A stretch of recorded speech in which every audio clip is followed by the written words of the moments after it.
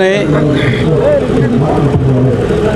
सोरगोआरि प्रदीप नागनि मुङै मेनन मोसाहारि बिथाङा दिनै श्रद्धांजलि मोनसे प्रग्राम लादों। आंखौ दिनैहाय बिबान होदों। गाव माखासे उसुबिदानि थाखाय गुबुन जायगायाव दङ बियो 13-14 तारिख बा 15 तारिखआव बिथाङा फैगोन। थ' ओंखायनो बे प्रग्रामखौ खुंफुंनायनि बिबानखौ आंनो हरदों आरो किसुमान संगठनजों रायलायनानै एनाउन्समेन्ट होदों। बिसेसकै मेनन मोसाहारि आरो प्रदीप नाग बिथांमोना सानैजों जोबोद मोजां लोगोमोन। जेब्ला बिसोरो कलेजाव फरायोमोन, प्रदीप नागाबो आसानि लिडारमोन, मेनन मोसाहारियाबो लिडारमोन। बै समनिफ्रायनो बिसोर सोमोन्दो मोनसे दङ।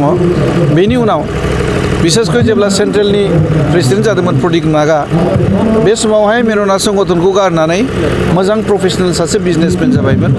थ' बे समावनो आरो साबसिन बिसोरनि सोमोन्दोआ जादोंमोन। थारैनो मेनन मोसाहारिया प्रदीप नागनि जि गावनि हारिखौ सिबिनाय बेखौ जोबोद सनमान होयो। मानोना मेनन मोसाहारि बिथाङा गावबो संग्रामि सत्तायाव थानानै समाजखौ सिबिबोदों।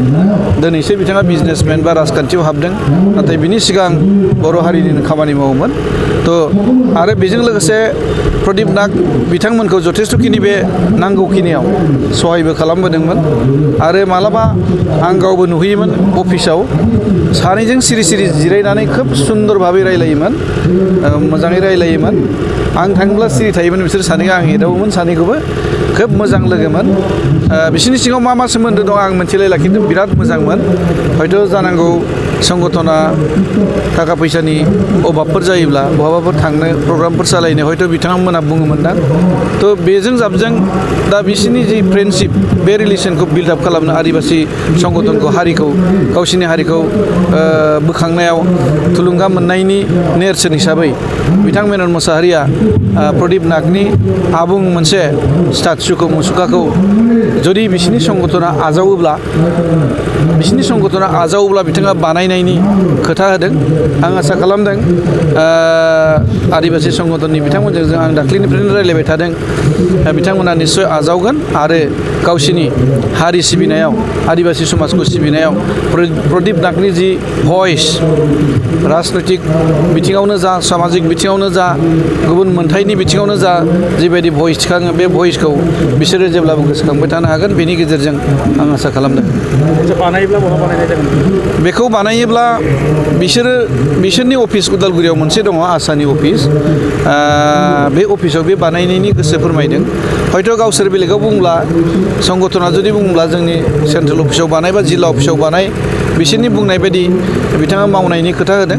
जायगाखौल' नांगौ, बेनिफ्राय मालानि गेजेराव बानायनानै होनांगौ बेखौ आंखौ खबर लानो होदों।